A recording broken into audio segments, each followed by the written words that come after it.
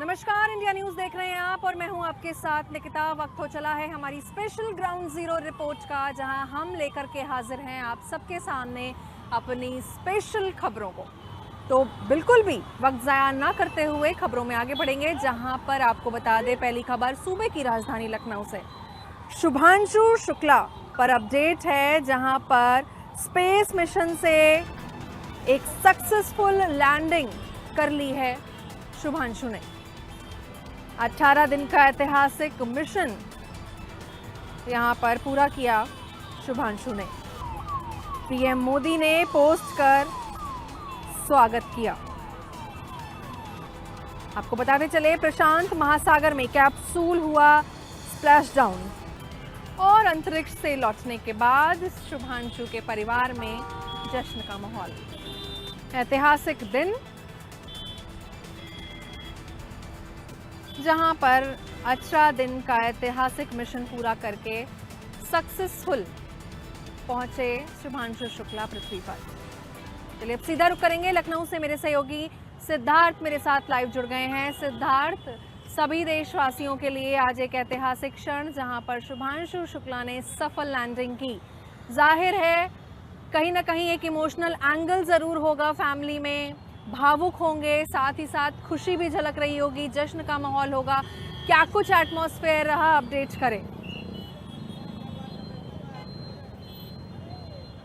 सबके लिए खुशी का माहौल था, देश के लिए, उनके परिवार के लिए। 41 साल पहले कहीं ना कहीं भारत ने एक सफल रूप से अंतरिक्ष में इस तरीके से राकेश शर्मा वो वापस आए थे। तो आज कहीं ना कहीं एक बड़ा दिन था पूरे देशवासियों के लिए, उनके परिवार वालों के लिए भी खास बड़ा दिन था। और सबको इंतजार था उस समय का, जब 3 बजे घड़ी पर, तो सबको एक खुशी का माहौल हो गया, पूरे परिवार में खुशी का माहौल हो गया। और देखिए, प्रधानमंत्री ने भी उनको बधाई दी। उसके बाद फिर चाहे प्रधानमंत्री की बात कर लें, राष्ट्रपति राजनाथ सिंह, सब ने उनको बधाई दी। और ये बड़ा दिन था और काफ़ी समय लगा 41 साल बाद। अब एक चीज़ सबसे महत्वपूर्ण ये है निकिता, कि जो आने वाला 2027 में जिस मिशन की तैयारी की जा रही है अंतरिक्ष यान गगनयान की, उसको लेकर ये मील का पत्थर साबित होगा। और अब कहीं ना कहीं ये उम्मीद जताई जा रही कि 2027 में जिस तरीके से जिस अंतरिक्ष में फतेह करने की तैयारी की जा रही, वो उसके लिए काफ़ी महत्वपूर्ण होगा। और एक चीज़ सबसे महत्वपूर्ण रहा, लगातार ये परिवारजन थे वो लगातार हमसे ये बताते रहे कि हम लोग हमेशा पॉजिटिव एटीट्यूड में रहे। और लगातार हम बात होती थी जब भी हमारी उनसे, शुभांशु से तो ये बात होती थी, वो हमेशा ये बताते थे एवरीथिंग ओके। तो कहीं ना कहीं काफ़ी कुछ पॉजिटिव एटीट्यूड रहा और सब लोग,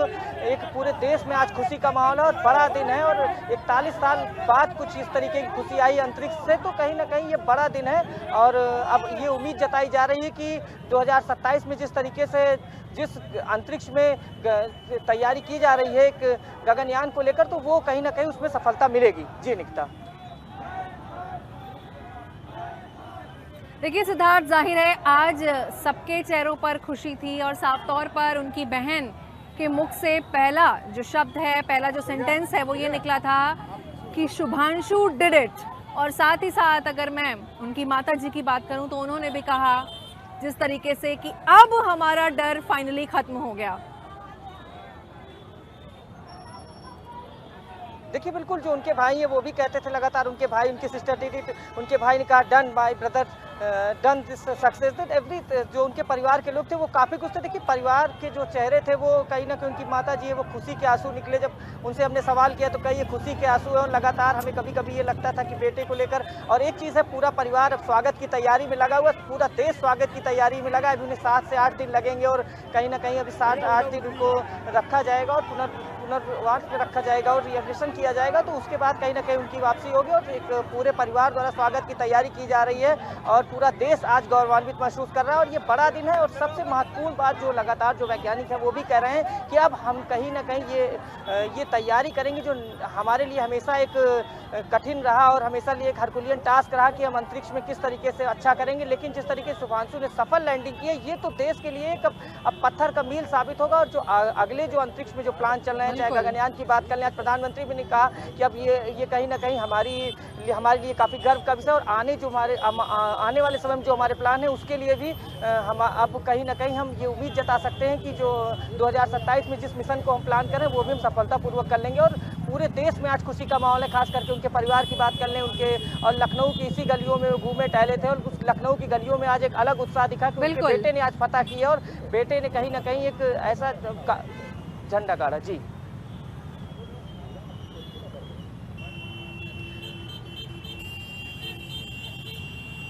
चलिए, बहुत शुक्रिया सिद्धार्थ हमसे जुड़ने के लिए और तमाम जानकारी हम तक पहुंचाने के लिए। तो खबरों में बढ़ेंगे आगे, अगली बड़ी खबर का और रुख करेंगे, जहां पर आपको बताते चले कि प्रदेश में कुपोषण से बचाव के लिए संभव अभियान 5.0 संभव अभियान प्रदेश को बना रहा है स्वस्थ और सभी जिलों में 100 आंगनबाड़ी केंद्रों पर फोकस। और इस अभियान के लिए नोडल अधिकारियों को ट्रेनिंग भी दी जा रही है।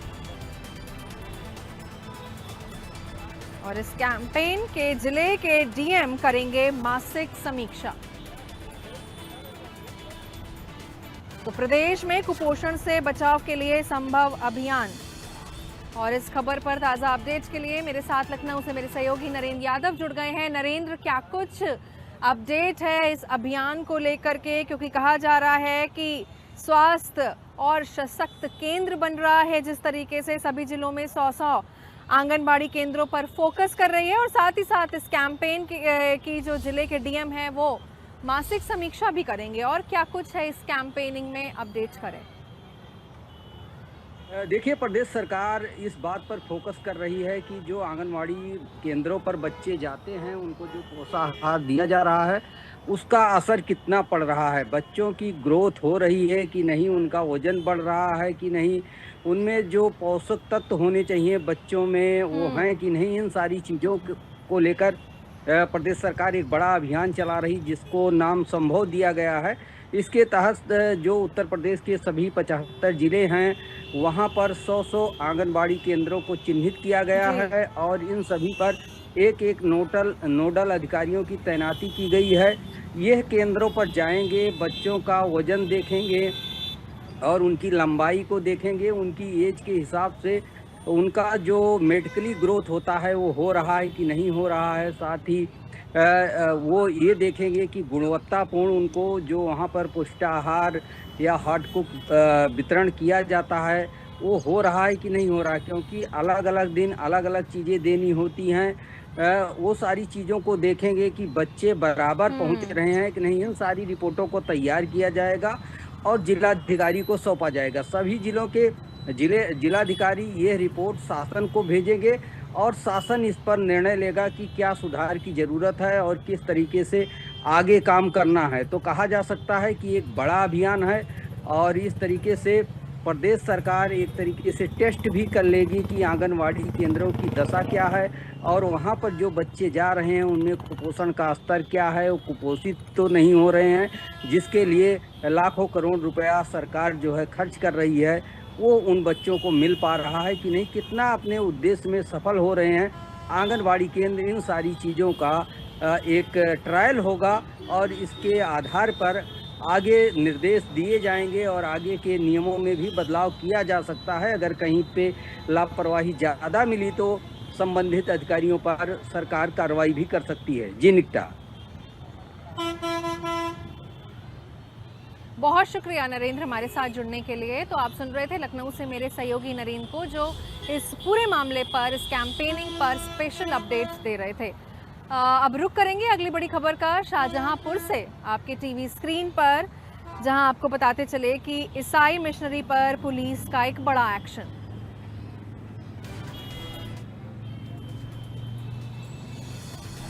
ईसाई मिशनरी के 6 लोगों को पुलिस ने किया गिरफ्तार।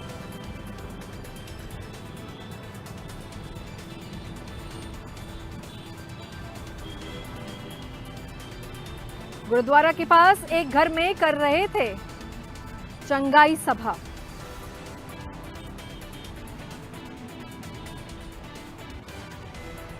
और ईसाई मिशनरी का धार्मिक सामान वहां से बरामद किया गया।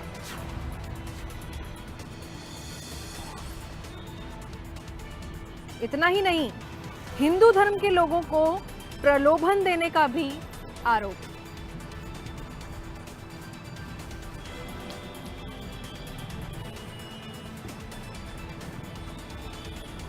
शाहजहांपुर से हम आपको ये खबर बता रहे हैं, जहां ईसाई मिशनरी पर पुलिस का एक बड़ा एक्शन देखने को मिला। चलिए अब सीधा रुक करेंगे शाहजहांपुर से मेरी सहयोगी सुशांत शुक्ला मेरे साथ इस खबर के अपडेट्स को लेकर के जुड़ गई हैं। सुशांत, जिस तरीके से यहाँ पर पुलिस का एक बड़ा एक्शन देखने को मिला है, ईसाई मिशनरी के लोगों को गिरफ्तार किया है, 6 लोगों की यहाँ पर गिरफ्तारी हुई है, क्या कुछ मामला है, अपडेट करें।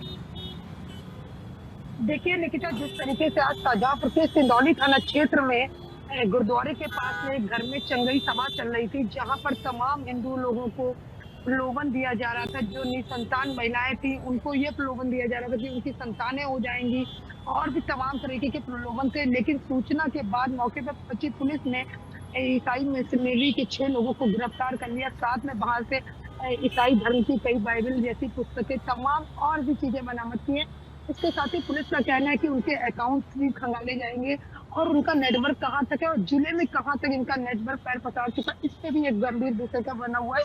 पुलिस जांच कर रही है। और क्या कुछ निकल के सामने आ रहा है? जिस तरीके से देखिए खबरों में ये भी है, हिंदू धर्म के लोगों को प्रलोभन देने का भी यहाँ पर आरोप बताया जा रहा है। जी बिल्कुल, हिंदू धर्म के जो लोग थे जिन महिलाओं के बच्चे नहीं होते, उन महिलाओं से कहा जाता था कि यीशु की पूजा कीजिए, आप धर्म परिवर्तित कीजिए, उसके बाद आपको संतान होगी। इसके साथ ही नौकरी का प्रलोभन, तमाम ऐसे प्रलोभन थे, यहाँ तक कि पैसों का भी प्रलोभन दिए गए। इस तरीके के आरोप लगाए गए ईसाई मिशनरी के लोगों पे। और साथ ही पुलिस का भी कहना कि जो 6 लोग गिरफ्तार हुए उनसे कड़ाई से तरीके से पूछताछ होगी कि कहाँ तक उनका नेटवर्क फैल चुका है शाहजहांपुर में। बहुत शुक्रिया आपका हमारे साथ जुड़ने के लिए और तमाम जानकारी हम तक पहुंचाने के लिए। आगे भी आपसे अपडेट लेंगे। फिलहाल के लिए बहुत धन्यवाद। खबरों में आगे बढ़ेंगे, जहां पर अगली खबर आपको बता दें मुजफ्फरनगर से आ रही है, जहां दिल्ली देहरादून नेशनल हाईवे पर कावड़ियों का बवाल हुआ।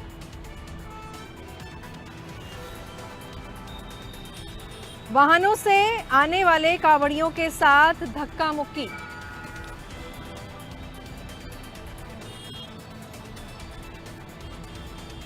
सड़क के बीच में बवाल से जो अन्य कावड़ियां थे उसमें भी दहशत फैली।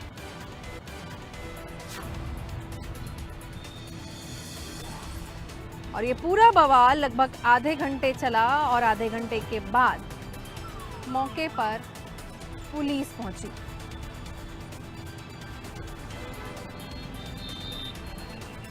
पुलिस ने मौके पर पहुंच करके जो पूरा मामला हुआ उसे किसी तरीके से शांत करवाया।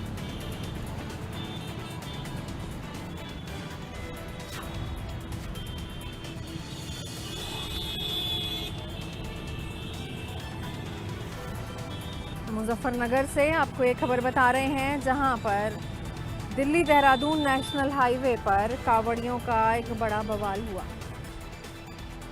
मुजफ्फरनगर से लगातार हम आपको ये बड़ा अपडेट दे रहे हैं, जहां दिल्ली देहरादून एनएच पर कावड़ियों का बड़ा बवाल।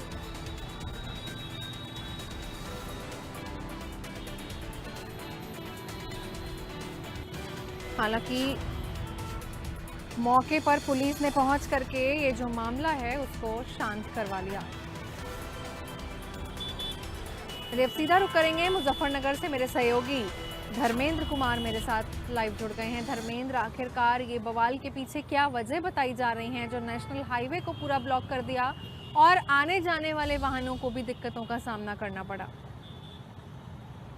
देखिए, ये घटना थाना छपार की है। NH 58 पड़ता है हरिद्वार से जो कांवड़िया है गंगाजल लेकर अपने गंतव्य की ओर जा रहे हैं। वहीं पर कुछ दिल्ली के जो कांवड़िया थे, आसपास के कांवड़िया थे जो वहाँ उस समय विश्राम कर रहे थे, उन्हें ये सूचना मिली कि कुछ कांवड़िया जो है अन्य गाड़ियों में जो सवार होकर अपने गंतव्य की ओर जाना चाहते हैं, जबकि उन्हें ये चीज अच्छी नहीं लगी। उन्होंने कहा कि भारतीय संस्कृति के अनुसार अगर कोई कांवड़ लेकर आया है तो उसको उसी जिस हिसाब से लाया उसी हिसाब से जाएंगे। इसी का विरोध करते हुए वो लोग सड़कों पर आ गए कांवड़ी, और जो सामने से वाहन आ रहे थे उन पर जो है उन्होंने आक्रमण कर दिया एक तरह से, और पूरी तरह से कर दिया। एक तस्वीरों में आप साफ देख सकते हैं, एक छोटा हाथी था, उसमें कुछ महिला और बच्चे भी सवार थे, उनको भी धमकाकर जो है नीचे उतारा गया, और जो उसमें सवार कांवड़िया थे जल के साथ उनको भी नीचे उतार दिया गया और लाठी डंडों तक का प्रयोग किया गया। इस सब को देखते वहां पर जो अफरा तफरी का माहौल हो गया हाईवे पर, और एक ये स्थिति हो गई कि कहीं ना कहीं भोले भड़क गए, कोई घटना तो नहीं हो गई है, कोई मामला तो नहीं होगा, सब फर्स्ट पर रह गए। आसपास के लोगों ने पुलिस को सूचना दी, आगे पुलिस कुछ देर वहां पहुंची है, जबकि पुलिस को वहां मौके पर होना चाहिए था। NH 58 का खास हाईवे पर वहाँ बहुत सारे कावड़ शिविर लगे हुए हैं, उनकी सुरक्षा का जिम्मा और कावड़ियों का जिम्मा पुलिस के ऊपर था, लेकिन पुलिस तो वहाँ थी। बहुत शुक्रिया धर्मेंद्र हमारे साथ जुड़ने के लिए और तमाम जानकारी हम तक पहुंचाने के लिए। तो चलिए खबरों में आगे बढ़ेंगे, प्रतापगढ़ की ओर सीधा रुख करते हैं, जहां पर आपको बता दें प्रतापगढ़ से बड़ी खबर आपकी टीवी स्क्रीन पर, जहां हिंदू लड़की से मुस्लिम युवक ने दुष्कर्म किया। पहचान छिपाकर होटल में लड़की के साथ रेप किया इस मुस्लिम युवक ने, और लड़की के साथ पकड़े जाने पर युवक की हुई पिटाई। लड़की का अश्लील वीडियो बना करके उसे ब्लैकमेल कर रहा था ये युवक। तो चलिए सीधा रुख करेंगे प्रतापगढ़ से, शिवमोहन शुक्ला मेरे सहयोगी जुड़ गए हैं मेरे साथ।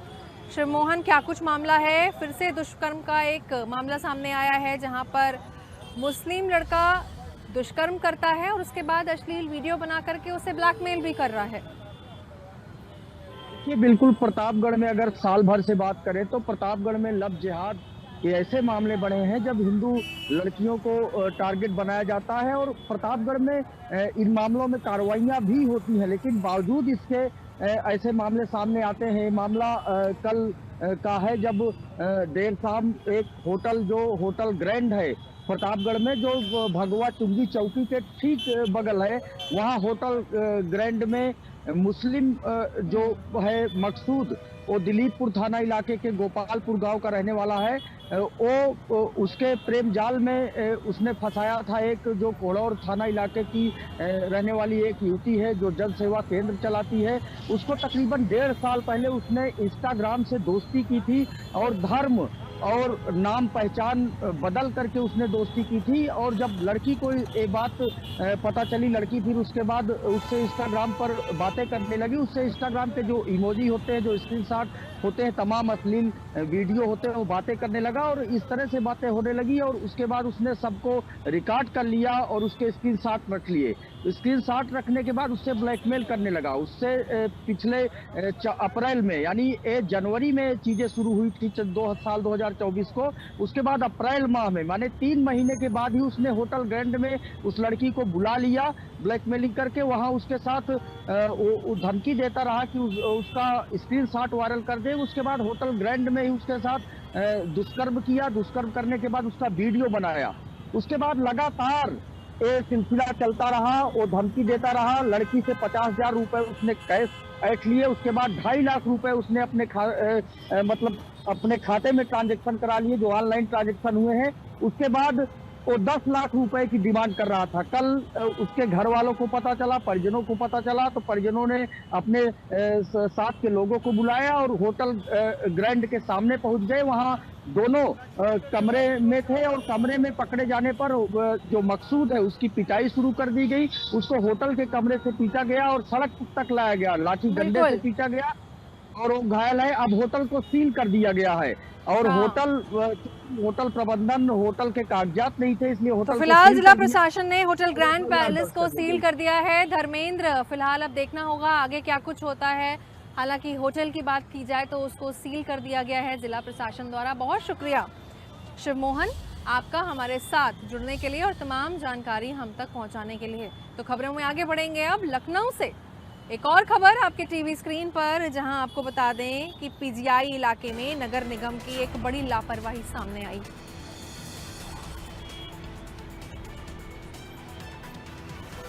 जहां आपको बता दें कि पेड़ की जो रस्सी है उसके दौरान लटकती रस्सी से मौत हुई।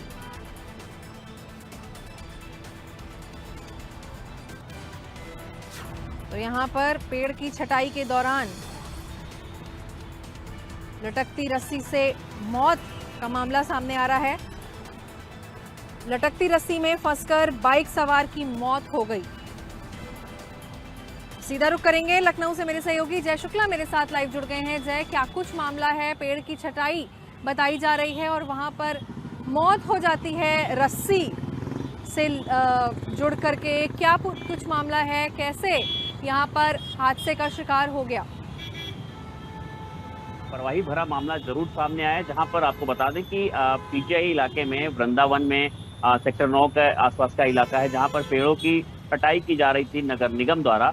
हालांकि उस वक्त उस रोड को ब्लॉक नहीं किया गया था, मतलब उस पर आवागमन चल रहा था, लोग निकल रहे थे, रोका नहीं गया था। ऐसे में उस छटाई और कटाई के दौरान जो पेड़ से रस्सी बांधी गई थी वो लटक रही थी, और जिसमें एक युवक, बाइक सवार युवक वहां से निकला और उसमें वो जो रस्सी है उसके गले में फंसी, और उसके बाद वो उस रस्सी में फंस करके गिर गया, जिससे उसको सर में गंभीर चोट आई। हालांकि उसे आनंद फानंद हॉस्पिटल ले जाया गया, पास में ही ट्रामा सेंटर 2 है जहां पर ले जाया गया, लेकिन वहां फिलहाल डॉक्टरों ने उसे मृत घोषित कर दिया। तो कहीं ना कहीं एक तरह की लापरवाही जरूर निकल करके आई। जिस तरह से नगर निगम द्वारा ये पूरा कार्रवाई की जा रही थी, पेड़ों की छटाई की जा रही थी, ऐसे में बैरिकेडिंग नहीं की गई थी, जिसका खामियाजा कहीं ना कहीं युवक ने जरूर भुगता है अपनी जान गंवा करके। 27 वर्षीय युवक बताया जा रहा है, जिसका अनुज कश्यप नाम है, और ये डिलीवरी बॉय का काम करता था, फ्लिपकार्ट में काम करता था, और उसके बाद वहीं से गुजर रहा था, जिसके दौरान उस रस्सी के चपेट में आया। हालांकि इसके बाद जो लोग हैं, लोगों में काफी आक्रोश दिखा, परिजनों में आक्रोश दिखा, और परिजनों ने लिखित जो शिकायत थी गैर इरादतन हत्या की, वो फिलहाल पीजीआई थाने में तहरीर दी है। हालांकि पीजीआई इंस्पेक्टर का साफ तौर पर कहना है कि फिलहाल पूरे मामले की जांच की जा रही है, उसके बाद जो भी होगा उस पर कार्रवाई की जाएगी। लेकिन लगातार घर वालों की मांग है कि जिस तरह से ये लापरवाही निकल करके सामने आई है, ऐसे में उन पर कार्रवाई होनी चाहिए। जी बिल्कुल, हाँ। तो देखिए, नगर निगम की एक और बड़ी लापरवाही सामने आते हुए। बहुत शुक्रिया जय हमारे साथ जुड़ने के लिए और तमाम जानकारी हम तक पहुंचाने के लिए। तो फिलहाल आज के लिए इजाज़त दें, कल फिर से हाजिर होंगे आपके सामने लेकर के अपनी स्पेशल ग्राउंड जीरो रिपोर्ट का। तब तक के लिए देश और दुनिया की खबरों से जुड़े रहने के लिए देखते रहिए इंडिया न्यूज़ उत्तर प्रदेश उत्तराखंड।